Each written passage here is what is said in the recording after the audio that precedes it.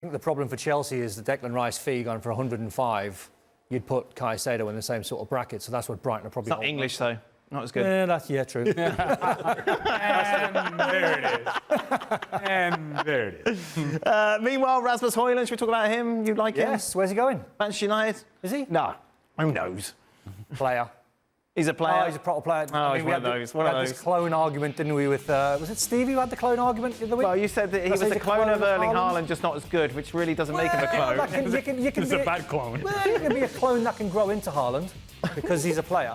AI technology. No, he's head down, he's fast, he's direct, he's got a good first touch, plays the game well, good age 20. I think the schooling that he's had under Gasperini, I think it's a very good schooling for a youngster, and I think it's only a matter of time before he moves to one of the bigger clubs. And So they've obviously spent money on Onana, on Mount. Have they got any sort of funds left? Well, this is the whole thing. I take you back to the 120 million budget that they had for the summer, right? So 60 million went on Mount. Some 50 million is going to go on Onana. Obviously, you're not going to get Hojlund for 10 million, but you have to factor in sales as well. So if they can get a fee for Dean Henderson, Fred, if they can, Tomine.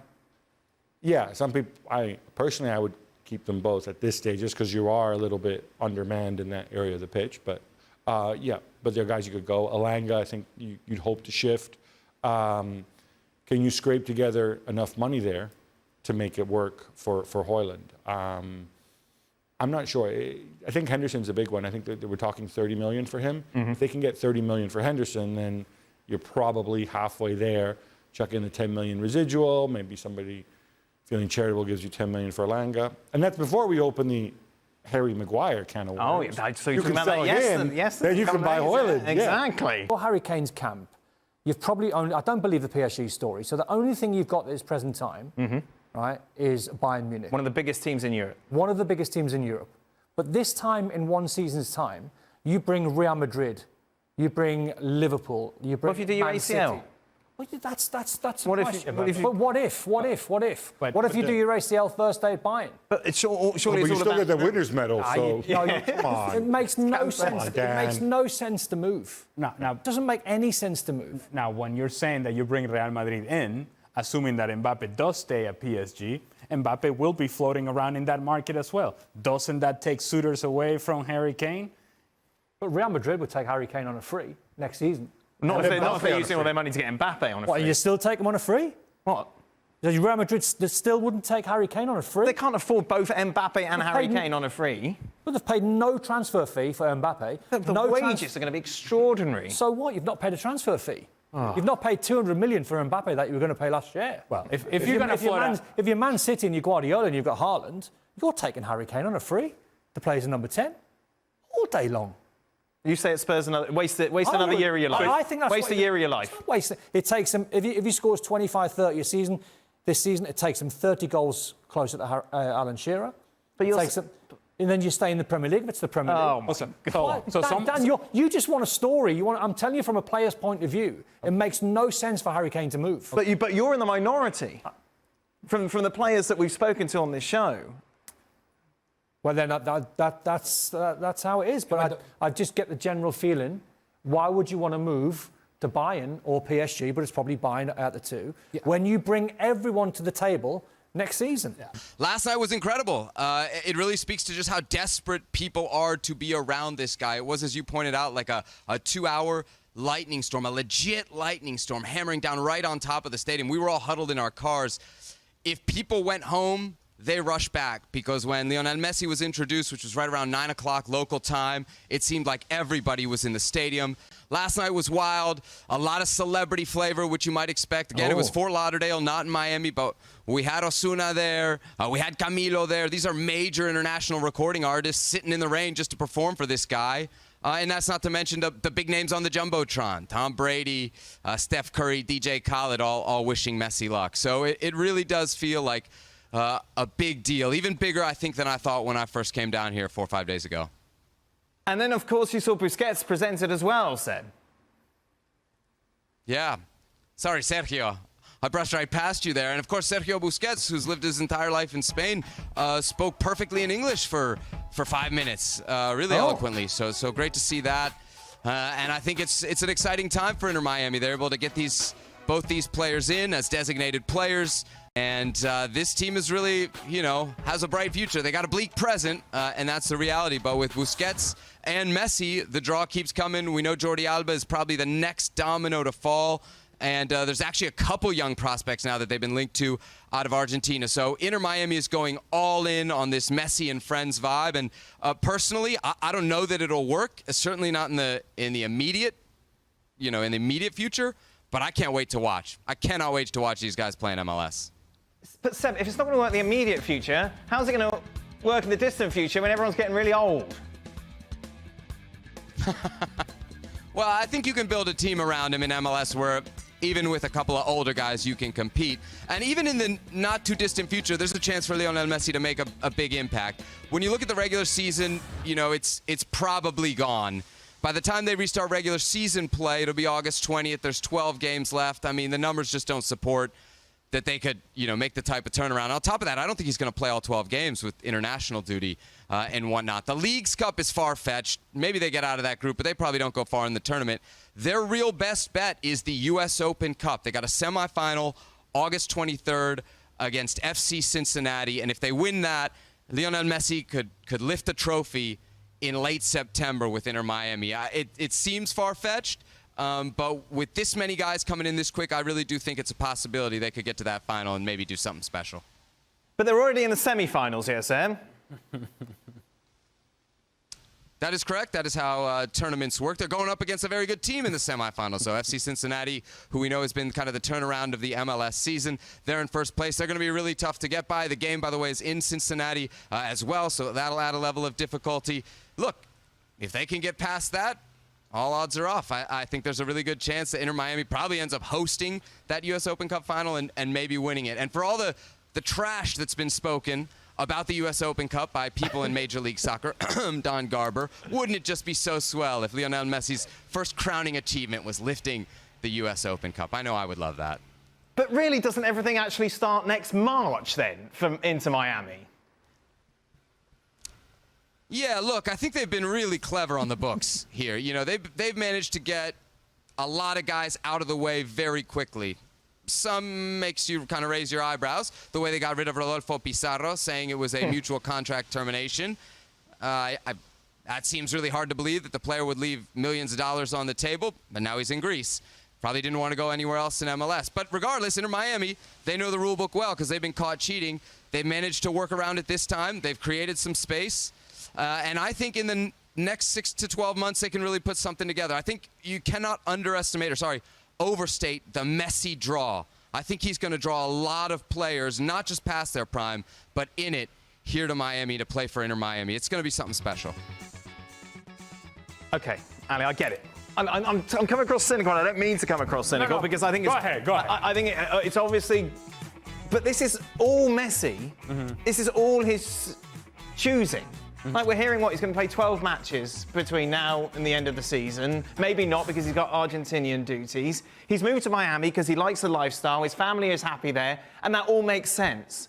But overall, how much will a difference will it make to the future of MLS?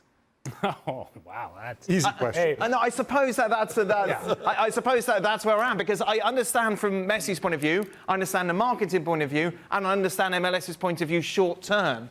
But overall, you've got a guy who's coming in with all this fanfare who's going to play a dozen matches this calendar year. Right, but it's potentially the best player in the history of the game that is coming to your league. And so... Who was the best player?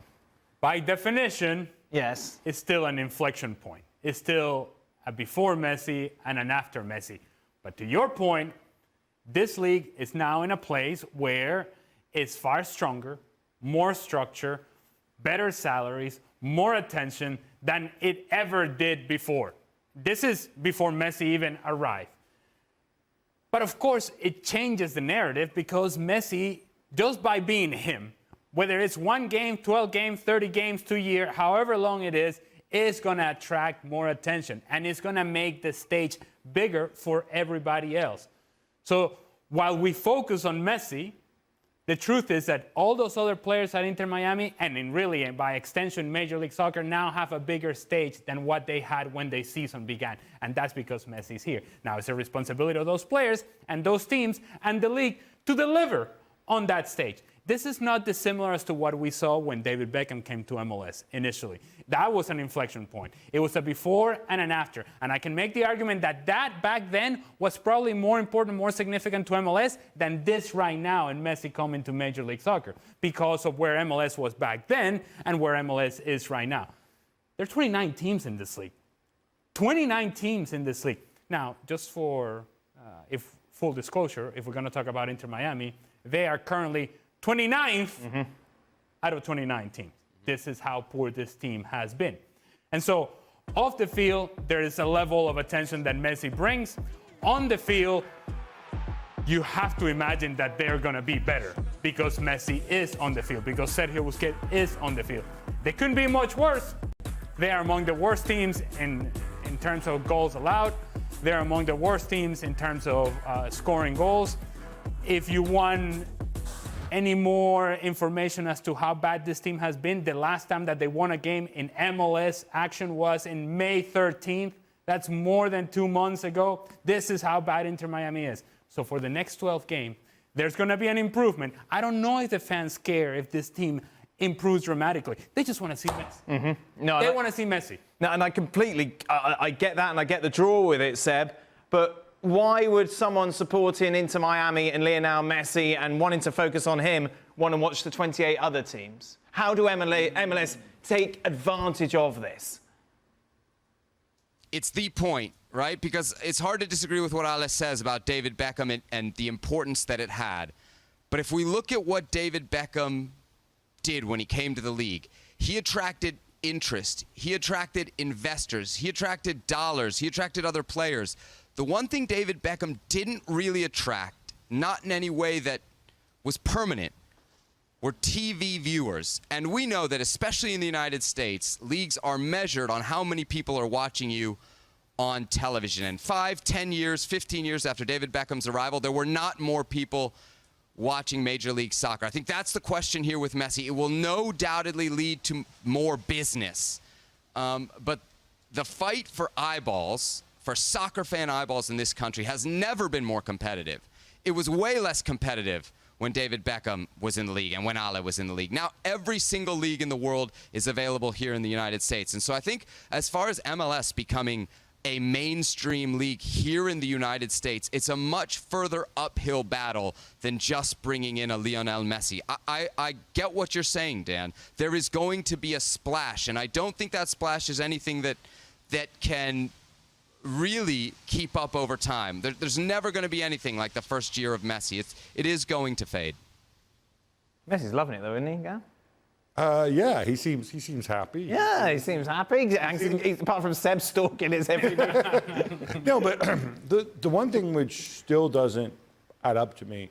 By the way, didn't you say that you didn't believe this was going to happen? Wasn't this one of your many conspiracy theories? No, well, this is what I was going to get to. This is what I found so odd, right?